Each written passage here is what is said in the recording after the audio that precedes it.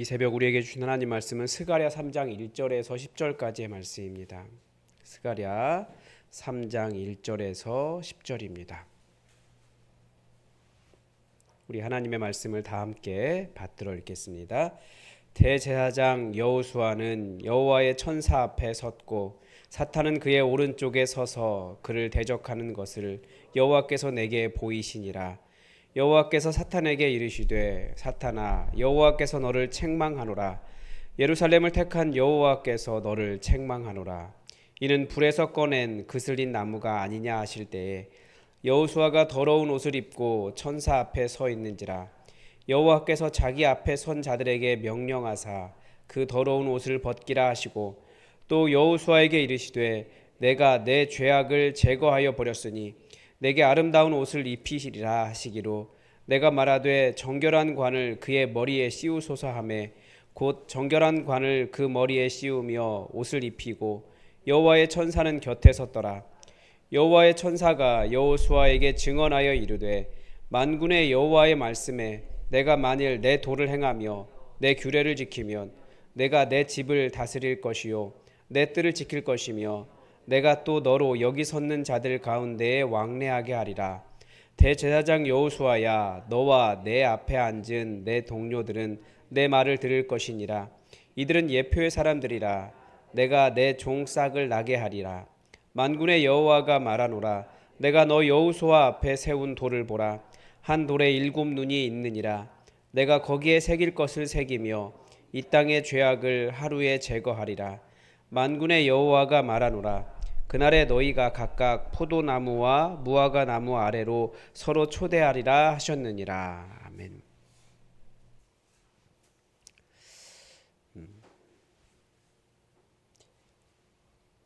제가 요즘 열심히 찬양하고 있는 찬양이 하나 있습니다.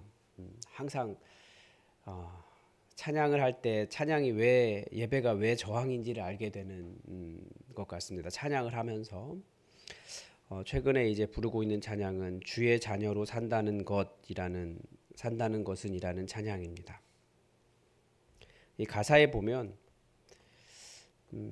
주의 자녀로 산다는 것은 불 가운데로 걸어가는 것, 그 속에서 신실하게 날 지키시는 그 손길을 경험하는 것, 바다 위로 걸어가는 것, 내 온몸을 덮쳐오는 폭풍 속에서도 잠잠히 주를 바라보는 것, 이런 찬양입니다. 이 찬양을 계속 부르는 이유는 주님께서는 우리가 불을 지나지 않는다, 물을 건너지 않는다 그렇게 말하신 것이 아닙니다. 우리 신앙의 삶은 불을 지나고 물속을 들어가는 것입니다. 그러면 하나님의 약속은 무엇입니까? 거기에 함께 해주시겠다는 것이 하나님의 약속입니다. 그러니까 우리 인생은 항상 불이 있고 물이 있어요. 우리는 그 가운데 살아가는 거예요. 하나님의 약속은 절대 내가 너를 버리지 않고 너와 함께 하겠다. 이것이 하나님의 약속입니다. 오늘 본문에 보면 이제 그 인물들이 있죠. 대제사장 여호수아가 나옵니다. 대제사장 여호수아가 나온 이유는 이제 어제 본문까지 하나님께서 예루살렘을 다시 세우시고 성전을 세우겠다 하셨는데 이제 그 아래 섬기는 대제사장을 세우시는 하나님의 일이 나오는 것입니다. 하나님께서는 이 건물, 외적인 것 이것도 중요하겠지만 더 중요한 것은 그 안에 섬길 사람을 세우시는 일이 하나님이 하시는 일입니다. 그래서 하나님은 사람을 통해서 일하시고 사람을 세우시고 사람을 회복시키셔서 그를 들어 사용하신다라는 것을 지금까지 계속해서 말씀을 통해서 보았는데 이제는 성전에 이 하나님을 섬길 대제사장 여호수아를 세우는 과정을 보여주십니다. 그런데 이 대제사장 여호수아만 있는 것이 아니라 1절에 보면 여호와의 천사도 그 옆에 있고 그러니까 앞에 있으니까 지금 대제사장 여호수아는 하나님의 천사의 일을 하는 거예요. 그런데 사탄이 그의 오른쪽에 서서 있었다라는 거예요. 그래서 그를 대적하는 것을 이 환상으로 보았습니다. 성전 재건의 핵심은 항상 사람이죠. 하나님의 사람들이에요. 교회에도 건물만 있고 섬길 사람이 없으면 그게 무슨 소용이 있겠습니까? 지금 우리 시대가 보고 있는, 어쩌면 이 지역의 많은 교회들이 보고 있는 안타까운 상황이 그것 아닙니까? 건물은 있는데 섬길 사람이 없어요.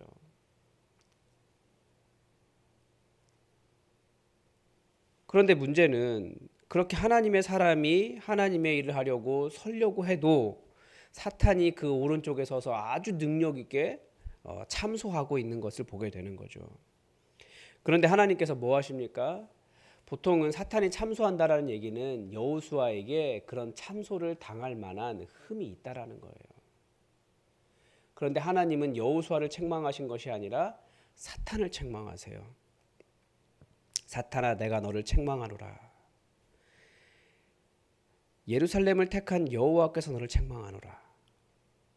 하나님의 선택을 사탄이 함부로 할 수 없다라는 거죠. 하나님의 일을 할 때는 항상 천사도 있지만 사탄도 있다라는 것을 가르쳐 줍니다. 그러면 사탄이 여호수아에게 어떤 짓을 했을까요? 대제사장 여호수아에게 사탄이 하는 일은 참소라고 말씀드렸습니다. 진짜 능력 있는 것이 아니라 계속 말로 괴롭히는 거예요. 하나님을 섬길 사람을 섬길 자격이 없다고 참소하는 거죠.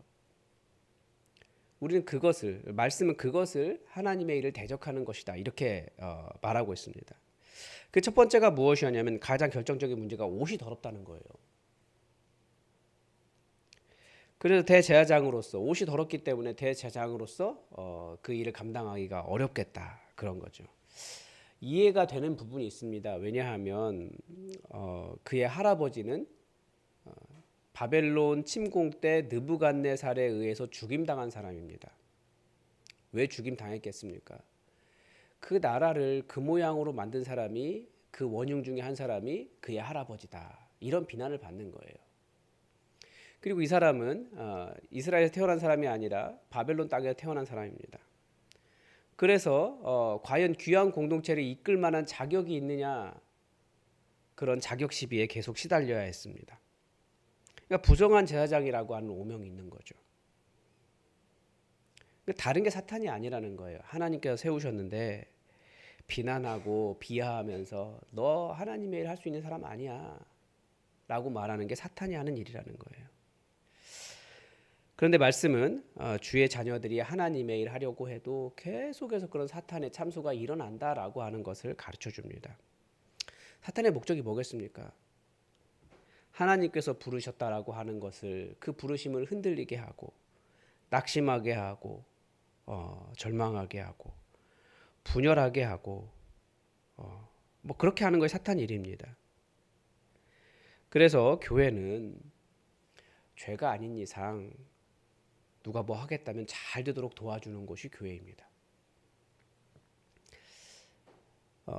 비난하면서 내 뜻이 옳다고 주장하면서 방해하면 그게 사탄 짓이라는 거예요. 그래서 우리 자신을 잘 돌아볼 필요가 있어요. 그러니까 잘하기 때문에, 잘했다고 생각하기 때문에 그게 다른 사람을 정죄하는 사탄 짓이 될 수 있다라는 것을. 그러니까 말 많이 할수록, 앞에 설수록, 직분이 있을수록 더 조심해야 된다라는 것을 우리가 알 수 있습니다. 그런데 하나님께서 하신 일은 무엇입니까? 사탄에게 너 여호수아 책망하지 말아라. 여호수아가 옷이 검다고, 옷이 더럽다고 왜 그런 줄 아느냐?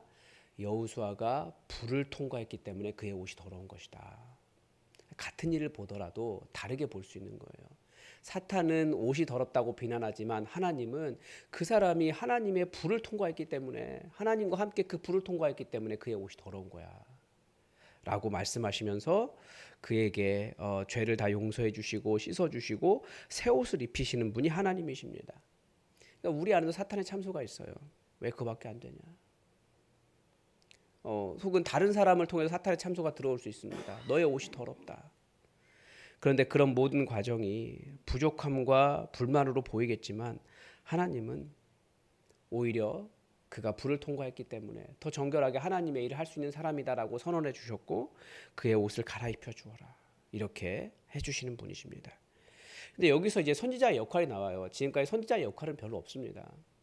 근데 선지자가 어떤 역할을 합니까?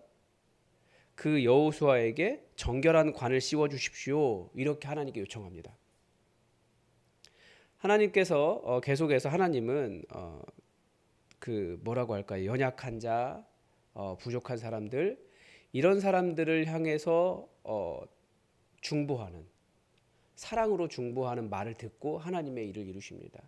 예를 들면 앞에서도 예루살렘 성이 무너져 있는데, 성전이 무너져 있는데 언제 다시 회복시키실 것입니까? 라고 하는 천사의 말을 들으시고 알았어, 내가 이제 세울게 라고 말씀하셨고, 그 여호수아의 그 부족한 모습, 그 사람들이 보기에는 더럽다라고 말한 그의 옷을 보면서 이 선지자는 그에게는 이제 정결한 관까지 씌워주십시오 이렇게 요청을 합니다. 그러니까 알았어, 내가 그에게 정결한 관을 씌워줄게 이렇게 하시는 거예요. 그래서 여기서 우리가 사탄의 일과 하나님의 사람의 일을 분별할 수 있어요.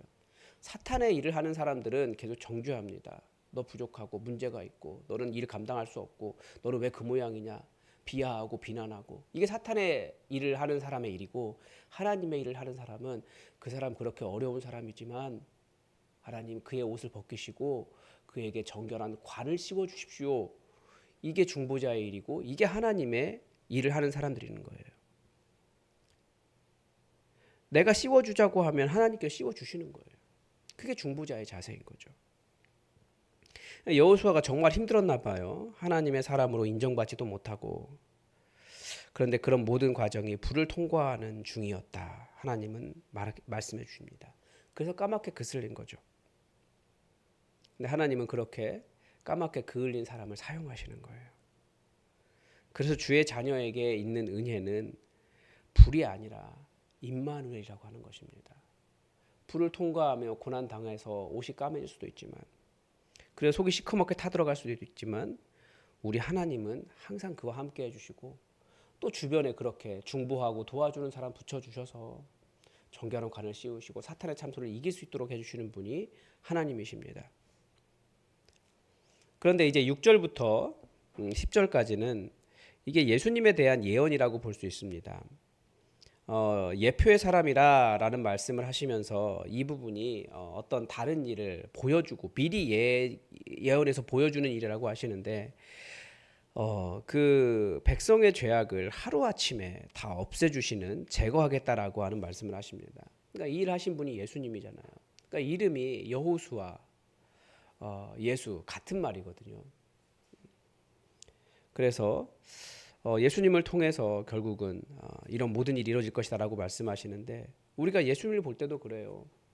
사람들은 예수님을 볼 때 성경에서 가르쳐 주는 것은 자기의 죄 때문에 십자가 위에서 죽은 사람이다 이렇게 비난한다라고 이야기합니다. 워낙 못생기고 또 하는 일도 안 좋아서 고개를 돌린다라고 이야기했어요. 그래서 실제로 대제사장과 서기관들, 안다라고 말하는 사람들이 예수님 하나님 사람 아니다 말하면서 십자가에 못 박아 버렸잖아요. 그런데 하나님은 바로 그 예수님을 통해서 우리의 죄를 다 해결하셨고, 결국은 그 날에 너희가 각각 포도나무와 무화과나무 아래로 서로 초대하리라 하셨는데, 그런 교회를 이 땅 가운데 세워가고 계십니다. 그래서 우리는 계속 초청하죠, 교회로. 사람을 나쁘게 보기 시작하고 굽어진 시각으로 보기 시작하면 좋은 사람 하나도 없습니다. 인간이 다 죄인이거든요. 가장 온전하고 선하신 눈을 가지신 우리 하나님조차도 우리의 죄를 찾기 시작하시면 우리가 하나님 앞에서 어떻게 멀쩡한 사람으로 드러나겠습니까? 그런데 우리 하나님은 우리를 사랑하셔서 아들을 내어주시면서까지 우리를 회복시키려고 하셨습니다. 사탄의 참소 속에 죽지 않고 하나님의 사랑 속에 살아가도록 우리를 불러주셨습니다. 이 은혜를 아는 자들로서 우리도 다른 사람의 더러운 옷을 바라보는 자들이 아니라 그가 어떻게 하면 정결한 관을 쓸 수 있을까, 그렇게 다른 사람을 위해 중보하는 그런 아름다운 믿음의 길, 사랑의 길을 걸어갈 수 있기를 바랍니다. 오늘도 하나님의 뜻이 우리에게 이루어지기를 주기도문으로 기도하겠습니다. 하늘에 계신 우리 아버지, 아버지의 이름을 거룩하게 하시며 아버지의 나라가 오게 하시며 아버지의 뜻이 하늘에서와 같이 땅에서도 이루어지게 하소서. 오늘 우리에게 일용할 양식을 주시고 우리가 우리에게 잘못한 사람을 용서하여 준 것 같이 우리 죄를 용서하여 주시고 우리를 시험에 빠지지 않게 하시고 악에서 구하소서. 나라와 권능과 영광이 영원히 아버지의 것입니다. 아멘. 여러분, 오늘도 우리 안에 들려오는 사탄의 참소를 이길 수 있도록 하나님께서 우리를 어떠한 시각으로 바라보시는지 그 예수님의 사랑을 온전히 깊이 그 크기를 알게 해달라고 기도합시다. 그리고 사탄의 참소가 들릴 만한 나의 연약함이 실제로 있어요. 그런데 내가 얼마나 또 사랑받은 자인지를 알게 해달라고 기도합시다. 근데 문제는 나도 다른 사람 바라보면서 사탄처럼 참소하는 시선이 있을 거예요. 선지자의 역할은 그 사람에게 정결한 관을 씌워달라고 중보하는 일이 선지자 일입니다. 그래서 내가 다른 사람의 연약함을 볼 때 그 사람에게 하나님의 정결한 관이, 그 영화로운 관이 씌워지게 해달라고 그렇게 중보하는 선지자의 자세를 갖게 해달라고 우리 사랑의 시선이 회복될 수 있도록 함께 기도하겠습니다.